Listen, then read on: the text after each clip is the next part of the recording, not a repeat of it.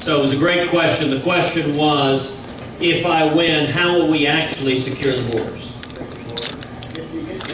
You know, a long time you've had politicians talking about doing it, and I'll tell you, if you actually look at federal law is quite robust.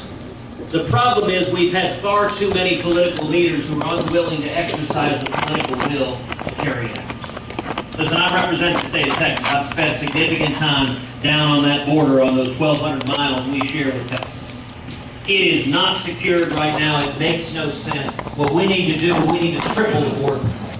We need to increase fourfold the fixed wing and rotary wing aircraft. We need to put in place fences and walls. We need to put in place a strong biometric exit entry system. We need to put in place a strong E-Verify system as a place of employment. Most of that is existing federal law. The problem is right now we have a president who ignores federal law. That will change on day one. And I commit to you as president, we will devote every resource possible to securing the borders. We know how to do it. We just need a president that makes it a priority and says we're going to get it done.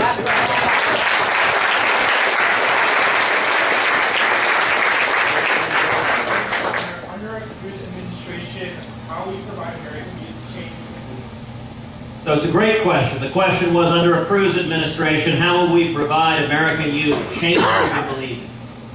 You know, if you look at young people right now, if you sat down and tried to design an agenda to hammer the living daylights out of young people, it would be difficult to come up with a more effective agenda than the Obama economic agenda. Let me make 3 simple points on that. Number one, for 6.5 years, we've been trapped in stagnation, stagnant economic growth. Young people are coming out of school with student loans up to their eyeballs, scared, am I going to get a job?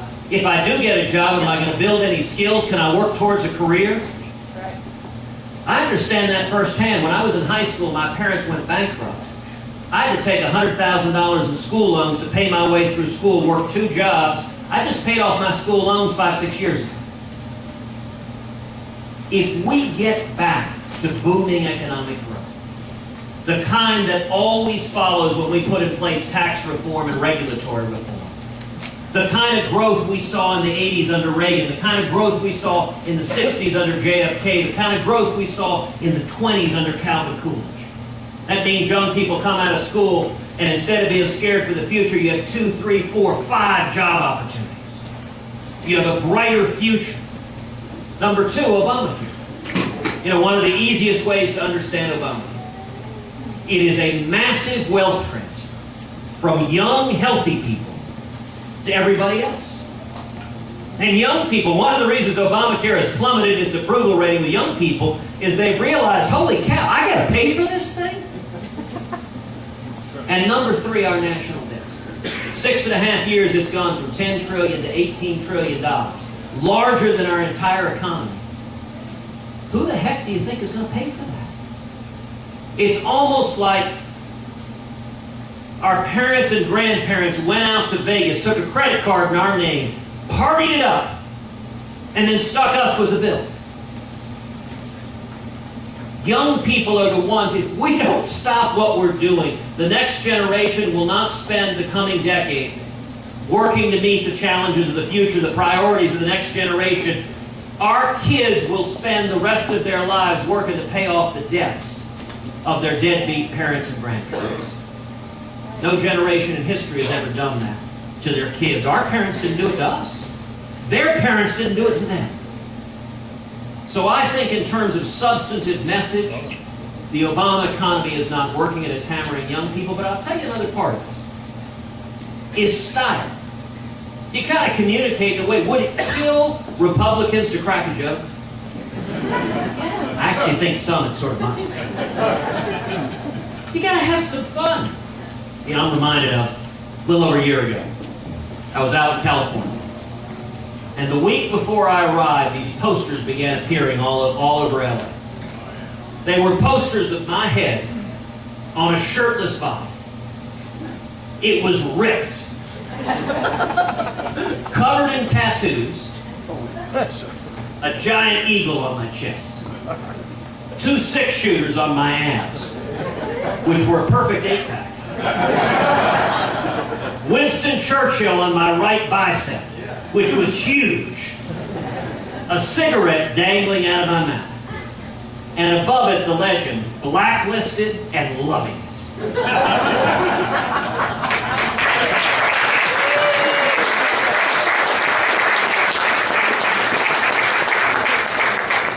I got to tell you, we had nothing to do with this.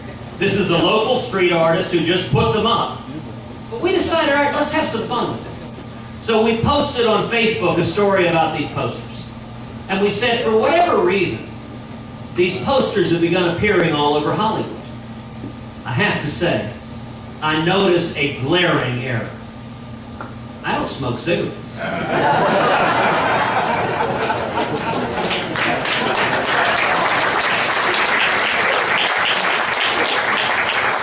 People laughed, they enjoyed it, young people laughed, they shared it with their friends. That's what we've got to do, is we've got to energize young people that there is a better future than the one that right now is facing.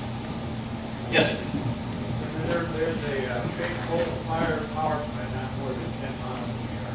It supplies power to a giant chemical server farm that has a lot of jobs here.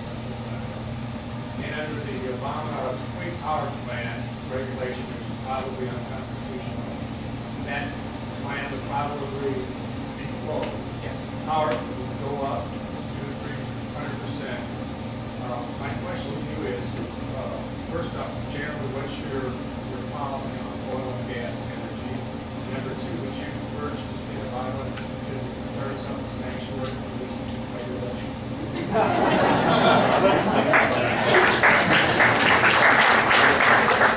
I like the way you think.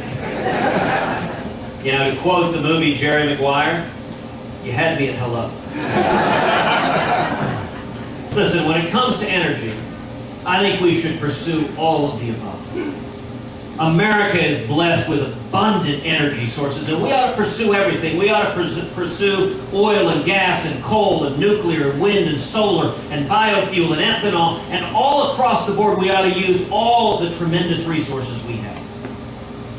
You know, you look at what this administration has done. It has waged a war on energy, it's waged a war on oil and gas, and it has waged a war on coal, something fierce.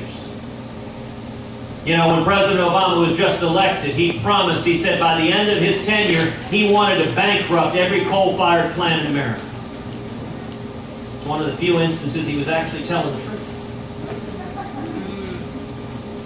This makes no sense at all. You look at this so-called clean power regulation. It is, number one, utterly lawless. It is not connected in any way, shape, or form to federal statutes. It is an illegal power grab. And I'll tell you, as president, we will rescind it.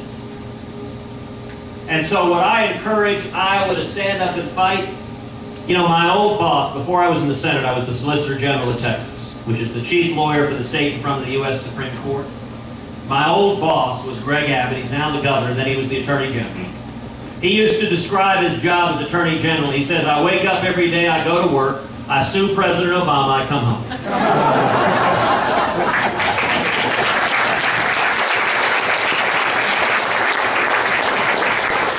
So yes, I would advise Iowa to fight on every front, and I'll tell you, my number one priority in the Senate is economic growth. My number one priority as president will be economic growth, getting back to the booming growth that lifts the opportunity for every American. All right.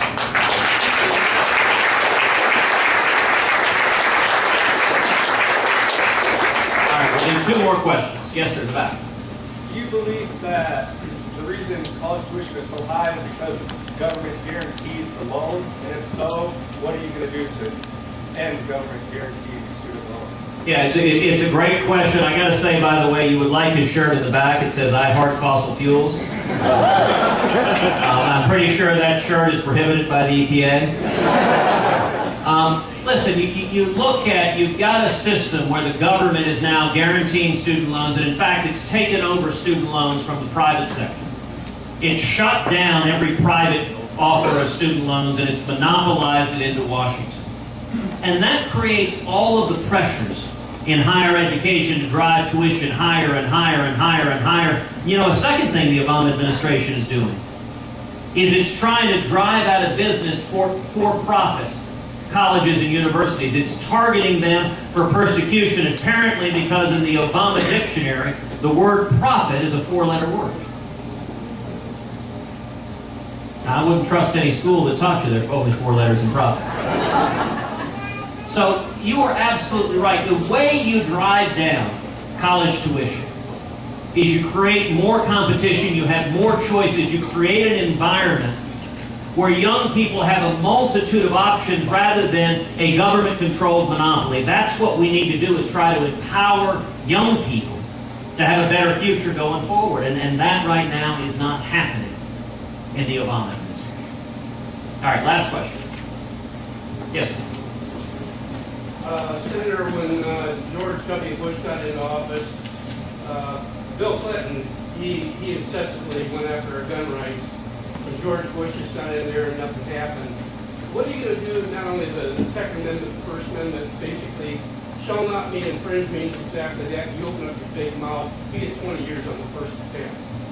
That might be exaggerated, but what are you going to do to lock the Constitution in so people are going to say, you're going to say, when they bother?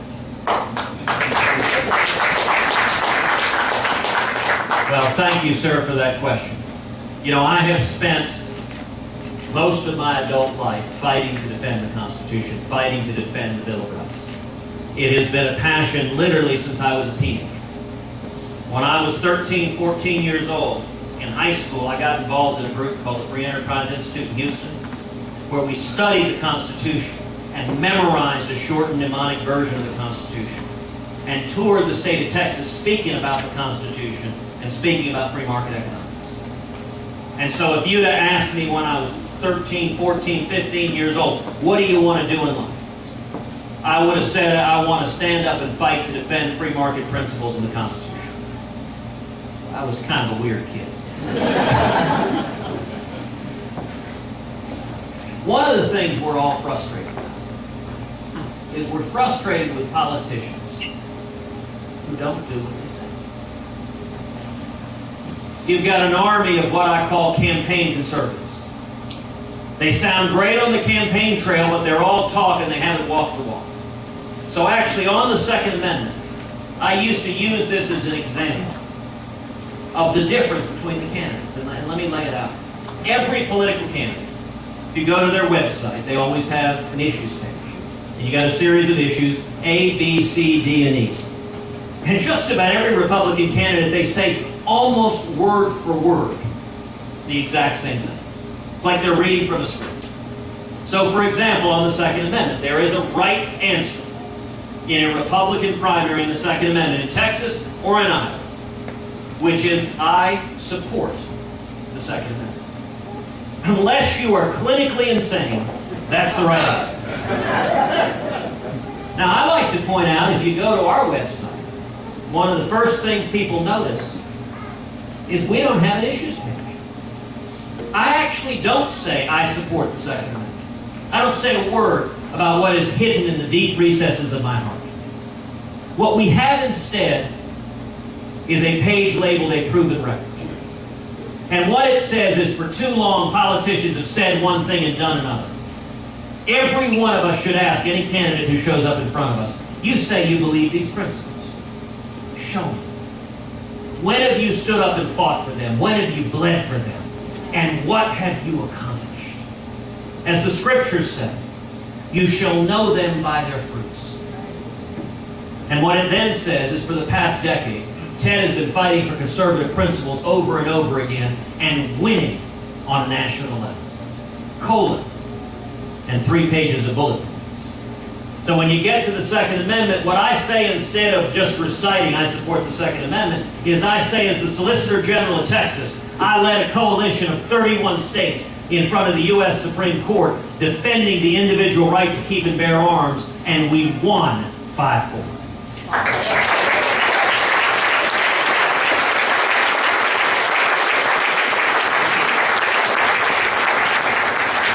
In 2010, the NRA awarded me their Carter Knight Freedom Fund Award, given each year to one of the leading defenders of the Second Amendment in the entire country.